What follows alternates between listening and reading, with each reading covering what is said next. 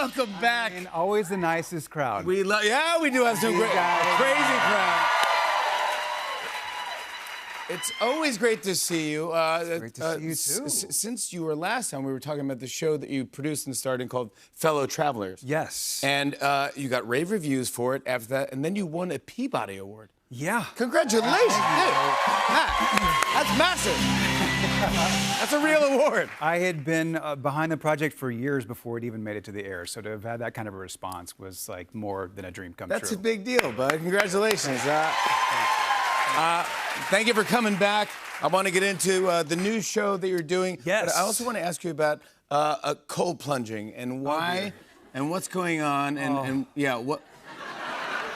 That's me and my friend Quackers. Oh, that's Quacker. Yeah, your rubber ducky is there. Who wants to be in freezing cold water alone? Yeah. What got you into this?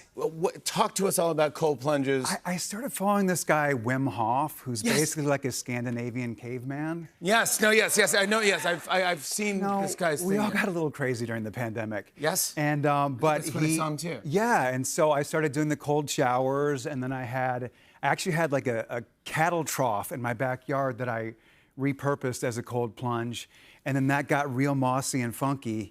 And then I just went all in and got the full plunge. You got the real plunge. Now, how cold is it? How long do you stay in it? And do you like have to breathe a special way? Like I try.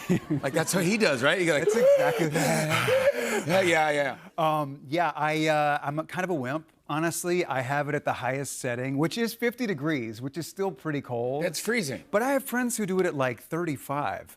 But yeah, I do a little breathing. I hang with my rubber ducky. Yeah, and how long do you guys hang in this? I do about 3 minutes.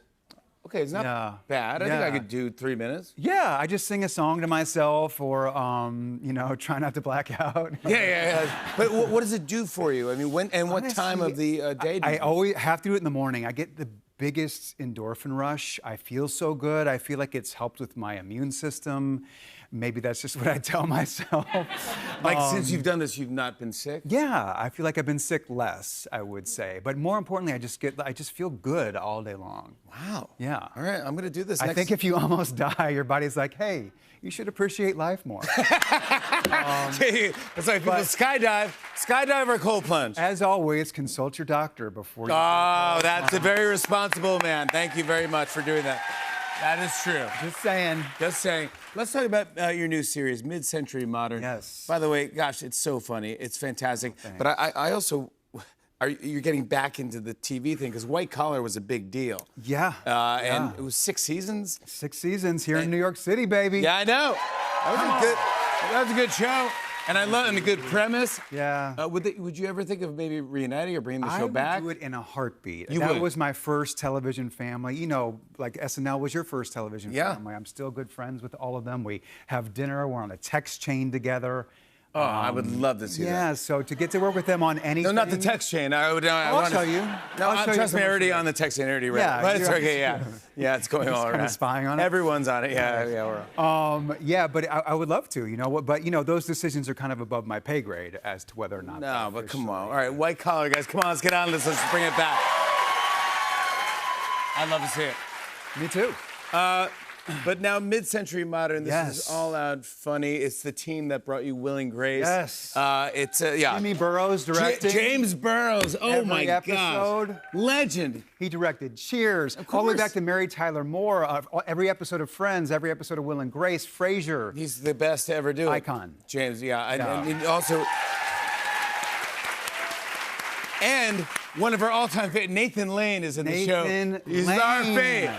Nathan Lane. Please give him my best. Nathan Lee Graham, the late great Linda Lavin. So many iconic guest stars. I can't Pamela believe Adlon. Linda Lavin. You got to work with her. Yeah. I mean, what was she like? I mean, just the best. She was a legend. Such a legend. She was a master of that medium, so generous of spirit and sharing her wisdom with me. Well, I've been a huge fan. I'd seen her on Broadway, and obviously grew up watching reruns of Alice. Yeah.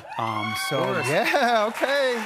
Right. And so to be in scenes with her, which is so surreal. But she was so loving and gracious, and when we broke for the holidays, we just had the most beautiful conversation you could ever hope to have, where I got to finally fan out on her and tell her everything I loved about her. And the last thing we said to each other was, "I love you." So I'm really grateful for that memory. I know you did a special episode too, Yeah. which you dedicated to her and Yes. In her memory. That was beautiful.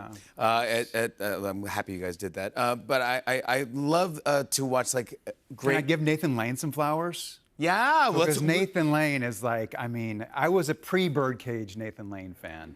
Oh, there you Because go. I was a drama nerd, you know, so I was in my little drama club library reading all the different plays, and every time there was a picture of the cast, it was like Nathan Lane was in it.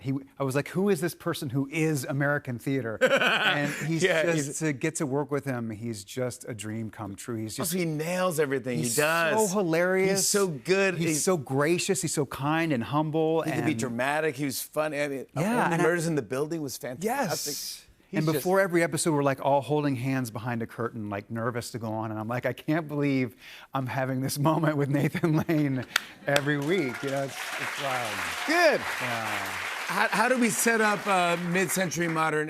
What is it about, and who do you play? Mid-Century Modern is about found family. It's about a group of friends who are reunited over the death of one of their best friends and decide to cohabitate together, and all the ups and downs that come with that. But really, it's about, you know, celebrating and loving your friends for their most authentic selves, which I think is what we all want in this world. Of course. Thank you. You got to celebrate your friends. Yeah, and it's about joy. We all need a little joy these Yes, days, we need some so- laughter and joy. Come on, Laughter and that's what I'm talking about. It's on joy. Come Hulu. I want to show a clip. Here's Matt Bomer in Mid-Century Modern. Take a look at this. We are a team of three now. We need to celebrate it. Oh, we should have a name for our team. How about Gay Gardens? Or how to get a gay with murder. Why that?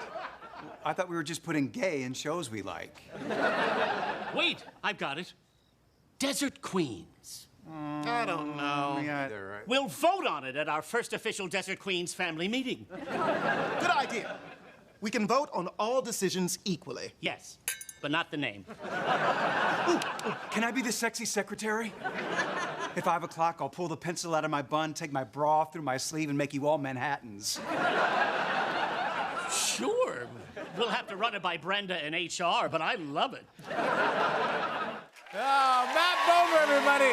Mid-Century Modern premieres all 10 episodes tomorrow on Hulu. More Tonight Show after the break. Stick around.